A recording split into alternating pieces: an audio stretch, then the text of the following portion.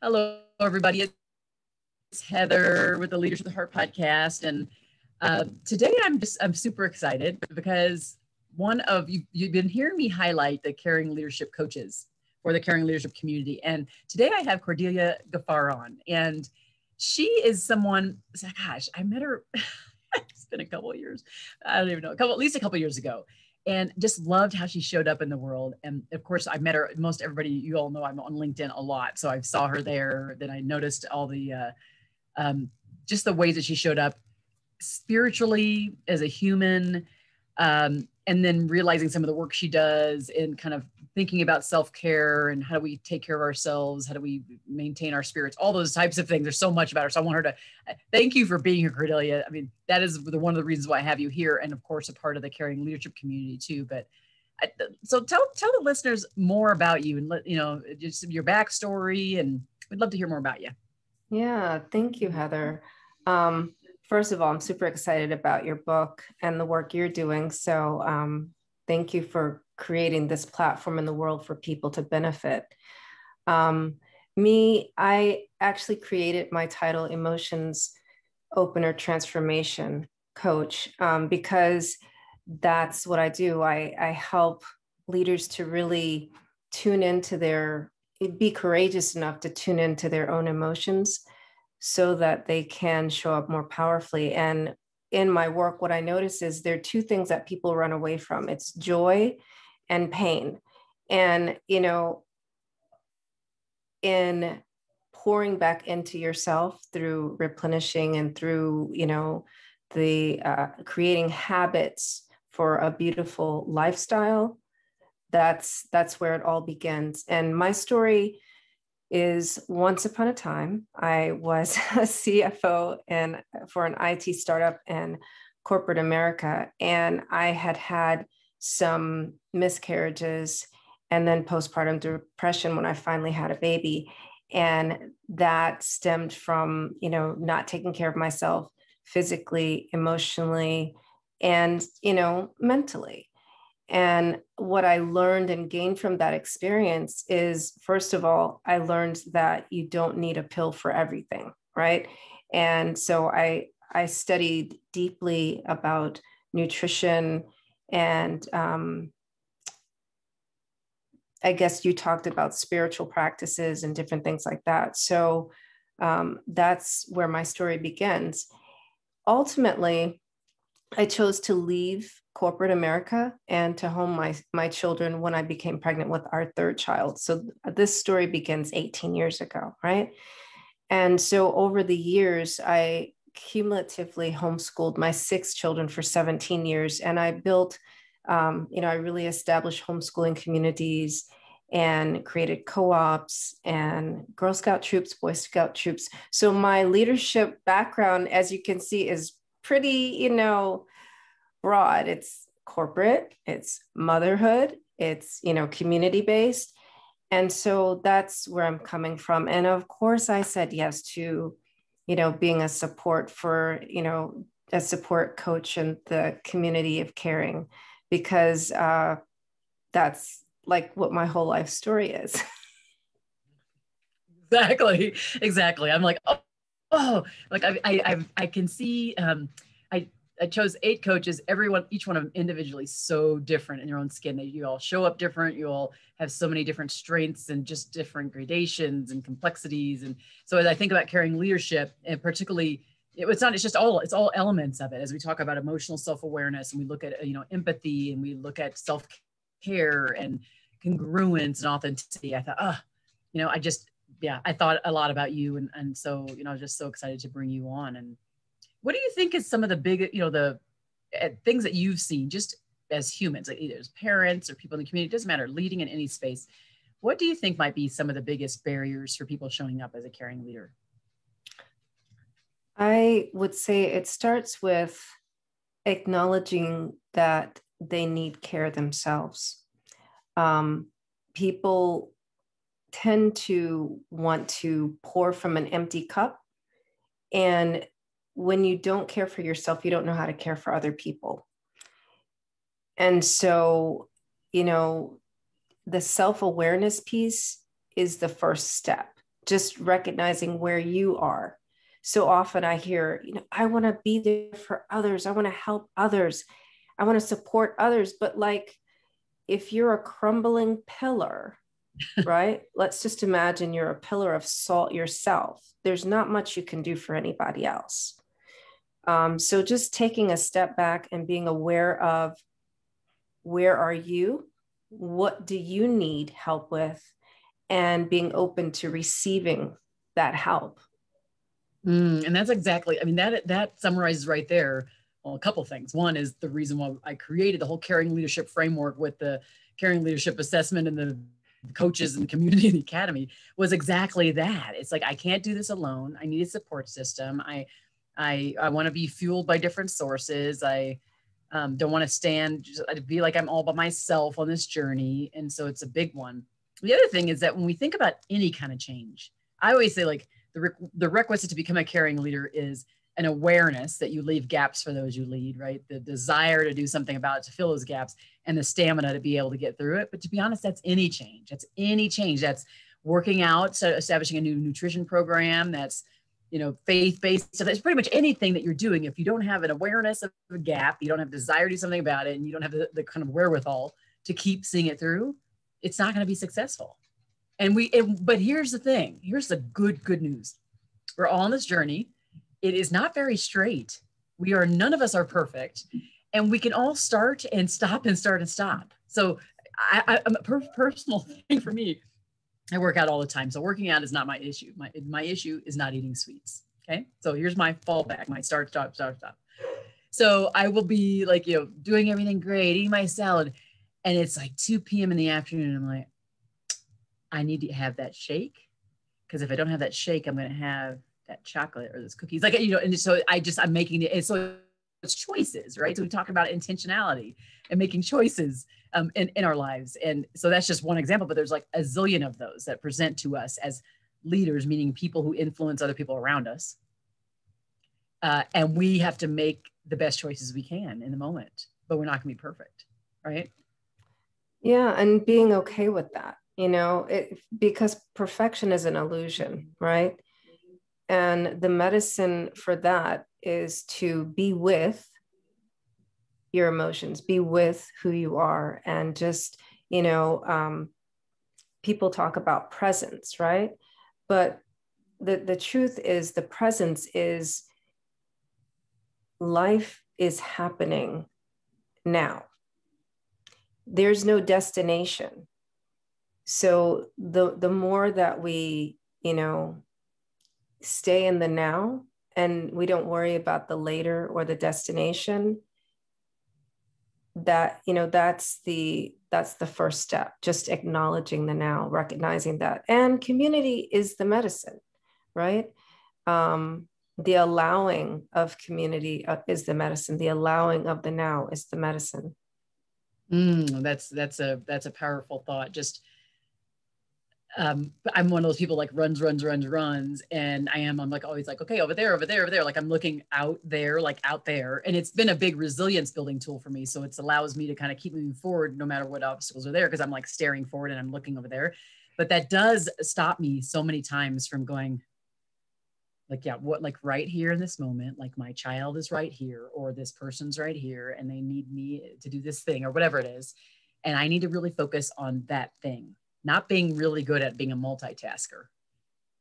Yeah. I mean, the most powerful leadership tool is to like do this, turn your body and your face towards the person you're talking to, look them in the eye and see them, right? Let them be a reflection of your humanity and recognize that you're human.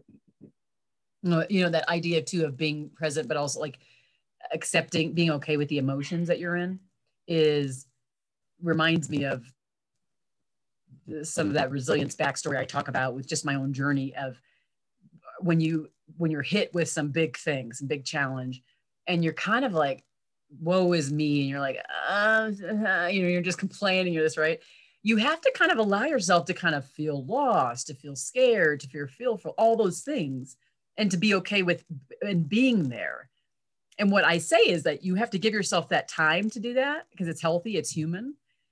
And then at some point we do need to move on. So I just, for me, I visualize it as like basically there's a switch in my head and I'm turning it on and off. And when I get to the point where I can't lay for 3 months in the bed, like I have like a life, I have kids, you know, I have to get up and I have to take the next step. So I need to, for me, have a trigger. And for most people, it's like it has to be something that just like says, okay, doesn't mean you're not gonna have the emotions, but you got to move forward. And so your emotions can no longer stop you from taking that next step. And so you just made me think about that because you have to be able to lean into the emotions. We are human. We have to have those. I don't know. I'd love to hear you talk a little bit more about that too. Yeah, that reminds me of like actually a chapter that I wrote in America's Leading Ladies. And I talk about grief. And I think it's pretty relevant to what's the year that we've just come out of. Like people don't think of, what we've been doing for the past years, grieving, but we're grieving losing something like our way of life, our way of being, our way of rushing about, which was, I don't know that we saw that as a healthy thing anyway, but we miss it. So about 4 years ago, I finally experienced the grief of my father's passing. And he passed like 20 years ago, well, 24 years ago now. But, at that time, to your point, it's like, I was homeschooling my 6 children. I had started a business. I had speaking engagements to go to. And I was face down crying every day for about 3 weeks and grieving. And I finally came to a point where, it's like, I am alive. I must live this life. I must be present. And I leaned into it. And the other side, I feel like all these emotions, they're like a veil. If you allow, you let that veil go back. So what I saw the other side of grief was the love that I have, for my dad. Mm. And in that, allowing myself to lean into that love, I realized that, so what's really happening? What is it that I'm feeling in my body? What's going through my mind? And so I actually started studying grief itself and understanding like all the physical, lung congestion and headaches and body aches, those were like self-inflicted inflammation, basically. And once I allowed myself to just be with it and embrace all of it, it fell away.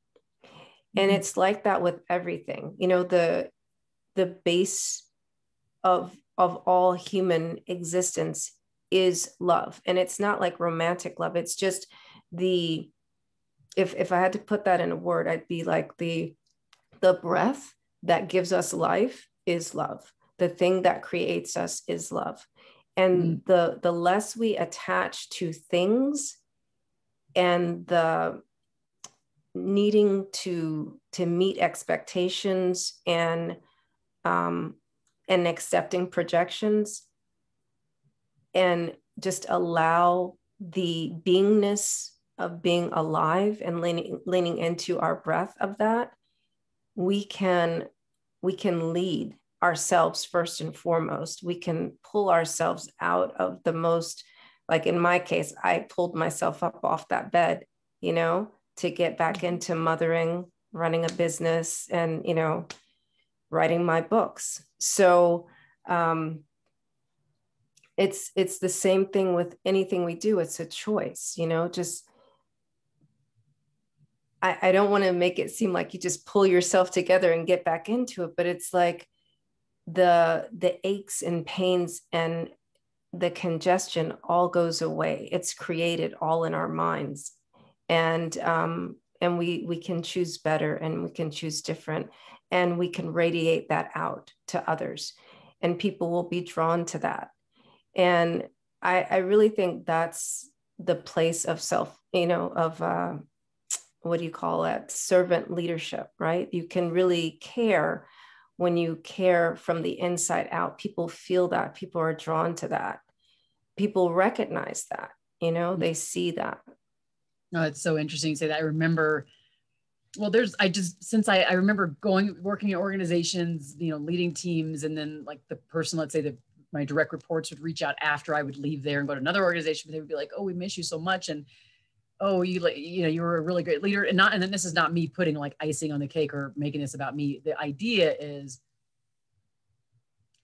what it was when you talk about like this exuding thing, like what I made them feel because of the true care that I exhibited. Like I showed them, I did lean in, I listened, I reflected what I was hearing from them in a real, true, deep way, like in the sense of, well, that true presence idea of being just really right there with them in whatever they were going through. And I think so, since they knew that, and then when I left and they didn't get that, it's like you feel a void. And so that's what we do as caring leaders or not caring leaders, right? If we're caring leaders, we actually leave voids when we leave because there are so few.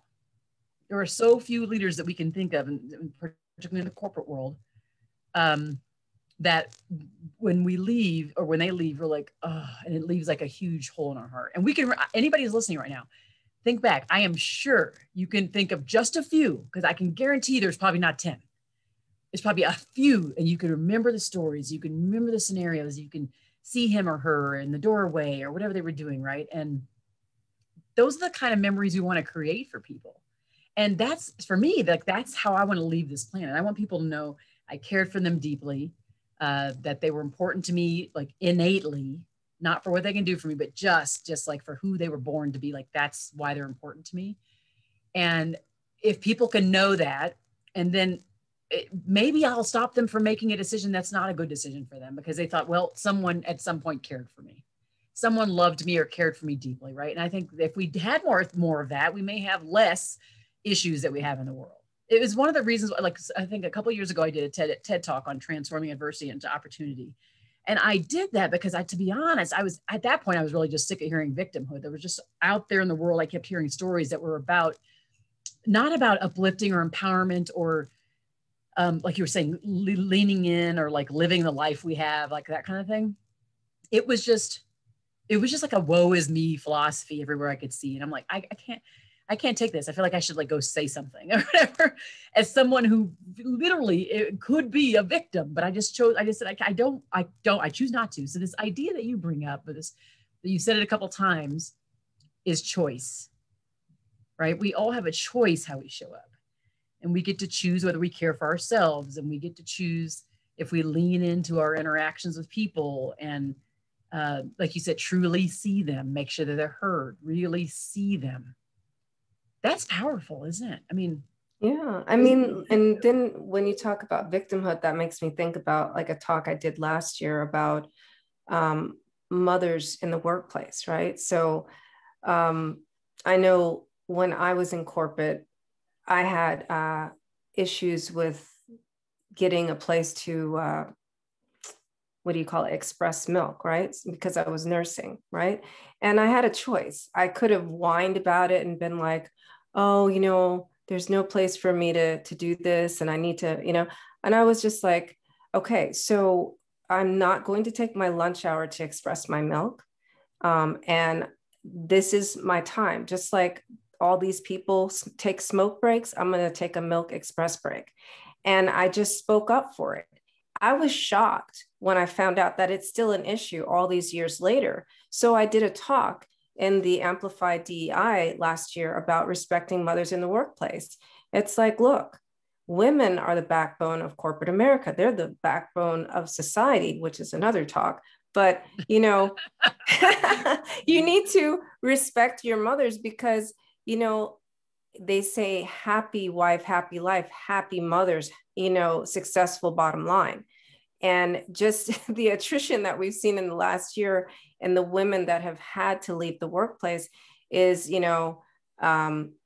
it's poor leadership on the part of many companies. They're not recognizing or respecting that, women, they can get more work done in 3 hours than a man can in 8 hours. And this is not a gender-based thing. It's, you know that you've got to help your kids with their online schooling. You got to cook dinner, make sure that people have lunch on time, eat yourself, right? And you're like, okay, thank God I don't have to drive to the office, because if I just dedicate these 3 hours, or maybe half an hour of every single hour, right? Women are so much more dynamic and, productive with their time. That's a major strength.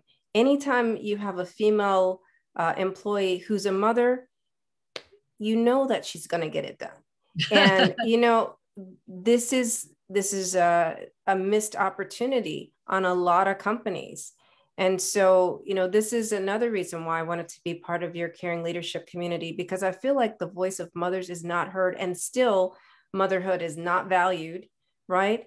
And if it were valued more, leaders could benefit more from, their female staff members and leadership members, right? Because there are people in leadership who are, I was a CFO and I had 3 kids, so it's like, you really can benefit that.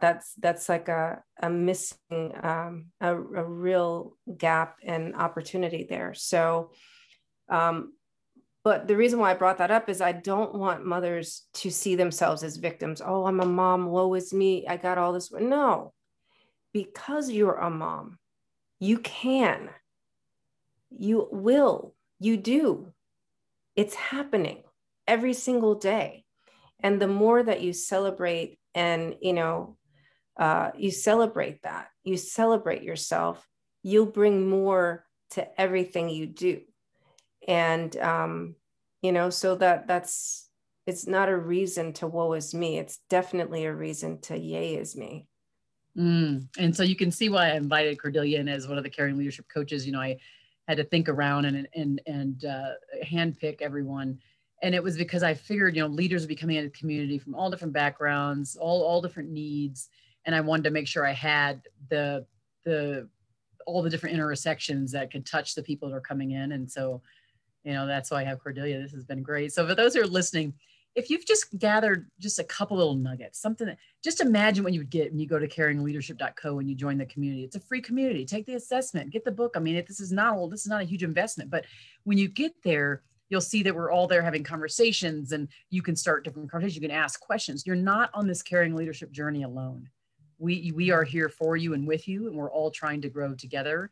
And so definitely make sure that you write a 5-star review on Apple Podcasts if you love it, and definitely refer and send the podcast, this episode, far and wide. I really appreciate it. And Cordelia, thanks for joining, my dear, and also just saying yes to me on the caring leadership journey too. You're welcome. Thanks for listening to the Leadership Heart Podcast, everybody. Be well.